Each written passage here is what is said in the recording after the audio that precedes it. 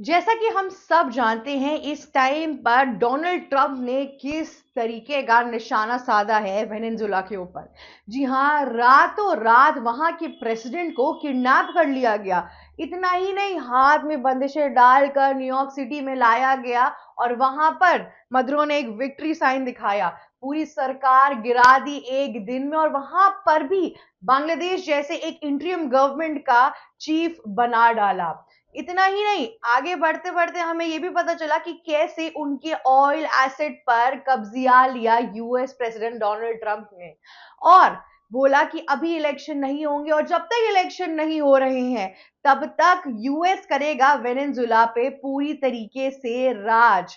जी हाँ, Donald Trump ने नई साजिशों की घड़ी में बहुत से अलग अलग तरीके की चीजें की हैं, पर 1 जनवरी को डोनाल्ड ट्रंप ने बोला था हैप्पी न्यू ईयर और पीस, हर जगह पीस का साइन निकाला था। उसके बाद से ही 2-3 दिन बाद ही वेनेजुला पे अटैक कर दिया। अब जो वेनेजुला पे अटैक हुआ है इसके 2-3 पहलू हैं। डोनाल्ड ट्रंप कहते हैं कि वेनेजुला जो कंट्री है वो नार्कोटिक्स टेररिज्म फैलाती है, मतलब ड्रग सप्लाई करती है। साथ ही साथ उसके चक्कर में यूएस में बहुत इलीगल माइग्रेंट्स आते हैं जो यूएस की पब्लिक को और खराब करते हैं, वहां पे क्राइम केसेस बढ़ाते हैं और टेररिज्म, जो ड्रग रिलेटेड टेररिज्म होता है, वो बढ़ता है। एक और रीजन जो यूएस ने दिया था वो ये था कि सबसे बड़ा जो एक्चुअल में रीजन ये है, अगर यूएस को भी हटा दीजिए, वो ये है कि कैसे जो वेनेजुला है वो इस दुनिया में सबसे ज्यादा हार्ड क्रूड ऑयल प्रोड्यूस करता है। जी हाँ, उनके पास सबसे ज्यादा पाया जाता है, पर उनको इसी रिसोर्सेज के बारे में ढंग से पता नहीं था कि किस तरीके से चीजें होती हैं, किस तरीके से वो अपने इस एसेट को इस्तेमाल कर सकते हैं। एक दौर था जब 1990 तक अगर पूरे देश में सब पूरे विश्व में अगर सबसे ज्यादा कोई हार्ड ऑयल जिसके यहाँ पर होता था वो था वेनेजुला। पर वेनेजुला ने एक गलती कर दी। वेनेजुला ने सोचा कि हम सिर्फ और सिर्फ ऑयल के बेसिस पे अपनी इकोनॉमी चलाएंगे। उन्होंने ना इंफ्रास्ट्रक्चर बनाया, ना इंडस्ट्रीज बनाई, ना डेवलपमेंट की, कुछ भी नहीं किया। 90% ऑफ द जीडीपी सिर्फ और सिर्फ इस ऑयल एक्सपोर्ट से चल रही थी। समय आगे बढ़ता रहा। धीरे धीरे जब आप एक चीज समझे, जब एक ही सेक्टर है तो करप्शन तो हो गई। धीरे धीरे जब चीजें आगे बढ़ती रही तो करप्शन बढ़ता रह गया। अब एक साथ एक टाइम आया 2000 के आसपास, 2004 के आसपास, जब वेनेजुला की गवर्नमेंट ने क्या किया कि 20 इंजीनियर्स को हटा दिया। जी हाँ, उसके बाद से गवर्नमेंट एम्प्लॉयज को ला दिया। अब आप समझ लीजिए कि गवर्नमेंट एम्प्लॉय एक सेक्टर जिससे पूरी इकोनॉमी चल रही है, तो आप समझ रहे किस तरीके से हाल बुरा हुआ वेनेजुला का। धीरे धीरे करते करते यही गवर्नमेंट एम्प्लॉयज ने अपनी ही रोजी रोटी खाना शुरू कर दी, लोगों की रोजी रोटी मार के उसी में करप्शन करना शुरू कर दिया। इसके बाद से वेनेजुएलियन अथॉरिटी ने ये सोचा कि अब हम क्या करें। दरअसल प्रॉब्लम ये थी कि जो वेनेजुला का जो क्रूड ऑयल है वो बहुत हार्ड है, जैसे सऊदी अरेबिया का है, रशिया का है, तो वो सारे सॉफ्ट सॉफ्ट है, आराम से रिफाइन हो जाते हैं। पर जो वेनेजुला का है वो इतना हार्ड है कि उसके लिए हर रोज मेंटेनेंस चाहिए मशीन की, नए नए इक्विपमेंट चाहिए, नई नई साइंटिफिक एक्सपेरिमेंट्स चाहिए, नया पूरी तरीके से फैक्ट्री चाहिए। लेकिन इन सब चीजों पे वेनेजुला की गवर्नमेंट ने खर्च नहीं किया। वेनेजुला की गवर्नमेंट ने एक्चुअल में पॉलिटिक्स पे खर्च किया, जहां पर आते हैं मुद्रो। और इसी वजह से जो वेनेजुला की जो पब्लिक है वहां पर मदुरो के किडनैप होने के बाद से बहुत ज्यादा खुशी है। लोगों के दिल के अंदर एकदम लहर गूंज रही है, क्योंकि मदुरो ने इतने गंदे डिसीजंस लिए और वेनेजुला को यहां से यहां लाके छोड़ दिया। इतना ही नहीं, मदुरो ने अपने कार्यकाल के अंदर नकली नोट भी लाना शुरू कर दिए थे वेनेजुला के अंदर, जिसके वजह से इन्फ्लेशन इतना ऊपर बढ़ गया कि वेनेजुला की पब्लिक ऑलमोस्ट पॉवर्टी की लाइन पर छू चुकी थी। पर इन सब चीजों में सबसे बड़ी दिक्कत कहाँ आई? यूएस को एक्चुअल में दिक्कत किस बात की थी? यूएस को दिक्कत इस बार की थी कि जैसे साउथ ईस्ट एशियन कंट्रीज जैसे ही अपनी डेथ क्राइसिस की तरफ जाती हैं, जैसे उनके पास पैसे खत्म होने लगते हैं, वो सीधे किसके पास भागती हैं? चाइना के पास। वेनेजुला ने भी एक्चुअल में यही चीज की। वेनेजुला भी भागते भागते गया चाइना के पास। अब चाइना को एक प्रॉफिट होने लगा, चाइना को सस्ते दाम पे बहुत एनर्जी और ऑयल मिलने लगा, जिससे प्रॉब्लम हुई यूएस को कि यूएस ने सोचा कि अरे किस तरीके से चाइना सस्ते दाम पे ये सब कुछ लेके जा रहा है। इसलिए यूएस ने सोचा कि इनके पूरे ऑयल एसिड पर कब्जा लिया जाएगा। लेकिन कहानी इस बात की नहीं है कि वेनेजुला और यूएस के बीच में क्या हो रहा है। कहानी इस बात की है कि इन सब चीजों से एक इंसान जिसको अब फायदा हो रहा है वो है हमारे prime minister PM Narendra Modi. जी हाँ, आप ये सोच रहे होंगे कि इंडिया को इस फाइट से क्या फायदा हो रहा है। दरअसल बात कुछ ऐसी है कि इंडिया के पास इस टाइम पर सबसे अच्छी ऑयल रिफाइनरी मशीन है। जी हाँ, अगर पूरे विश्व में 3 जगहों पे ये जो हार्ड ऑयल जो वेनेजुला में पाया जाता है, उसे रिफाइन किया जा सकता है और उसमें से एक है रिलायंस की जामनगर वाली फैक्ट्री। जी हाँ, वहां पर वेनेजुला के इस ऑयल को इंपोर्ट करके वहां पे रिफाइन करके पूरे यूरोप या पूरी सऊदी अरेबिया से लेके यूएई से लेके हर जगह बेचा जाया जा सकता है। इनफैक्ट रिलायंस इतने टाइम से ये कर भी रहा था, लेकिन 2020 में जब यूएस ने अपने सैंक्शंस बढ़ा दिए तब वेनेजुला ऑयल यहाँ रिलायंस तक नहीं पहुंच पा रहा था। इसीलिए हमारा जो एक्सपोर्ट था वो रशिया के साथ ज्यादा सॉरी, हमारा जो इंपोर्ट था, जो ऑयल हम लेते थे वो रशिया के साथ ज्यादा बढ़ गया। रशिया से हम ऑयल खरीदने लगे, फिर रशिया ने हमें सिग्निफिकेंट अमाउंट ऑफ डिस्काउंट भी देना शुरू कर दिया। पर वेनेजुला भी इंडिया का बहुत पुराना ऑयल पार्टनर था।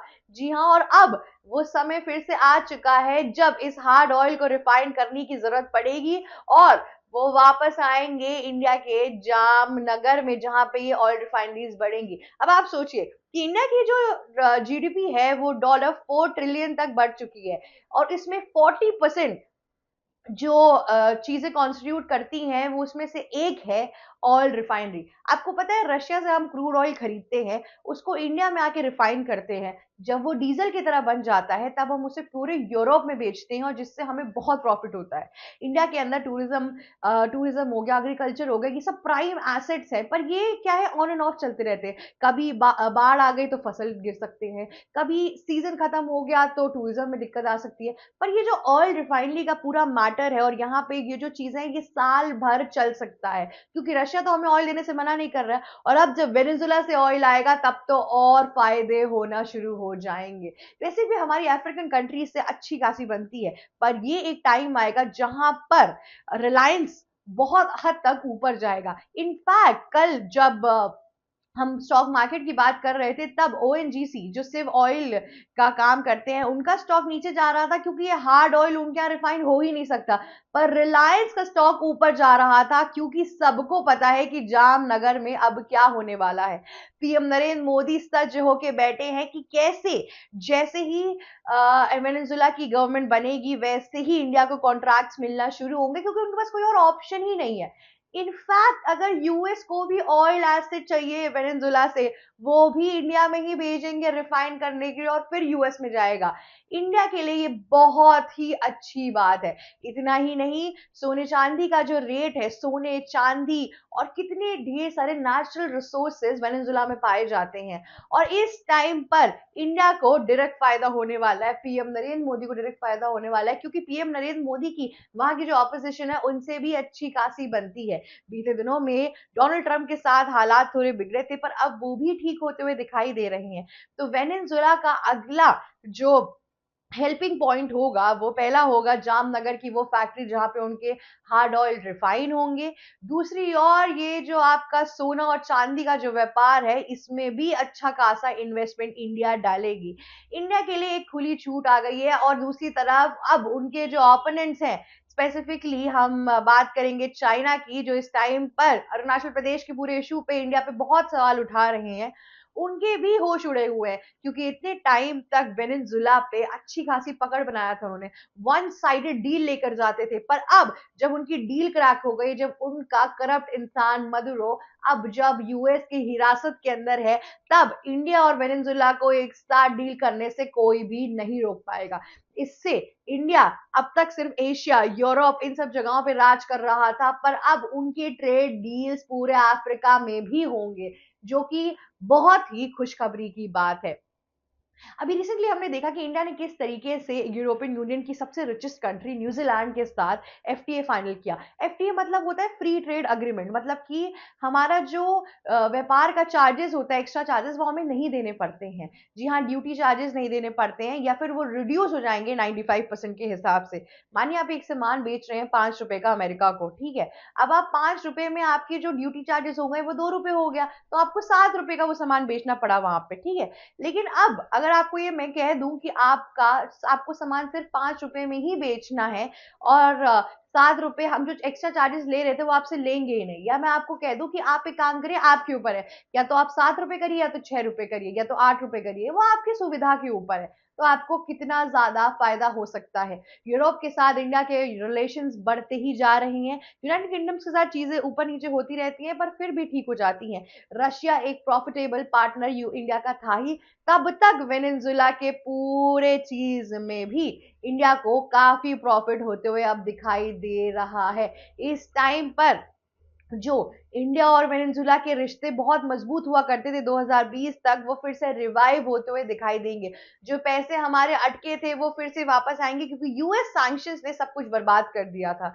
अब जब गवर्नमेंट ही नहीं है इस टाइम पर वेनेजुला के अंदर, तो कैसे सैंक्शंस, कैसे नियम्स और कैसी चीजें, अब जब सरकार बनेगी तब की तब देखा जाएगा। पर तब तक इस टाइम पर वेनेजुला को अगर खाना पीना है तो इंडिया के जामनगर में अपनी क्रूड ऑयल को बेच के रिफाइनरी करवानी ही पड़ेगी।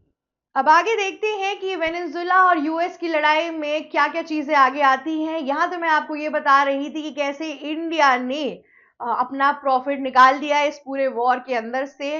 आगे और सारी खबरों के लिए बने रहिए एबीसी हिंदी के ऊपर। Thank you so much for watching us. मेरा नाम शिव चित्रांशी है और अगर आपको ये वीडियो अच्छी लगी तो प्लीज लाइक, शेयर, सब्सक्राइब और कमेंट करना मत भूलिएगा। जाते जाते बेल आइकन भी हिट करिएगा। Thank you so much for watching us. ABC Hindi news, आज ही जुड़िए हर खबर के साथ।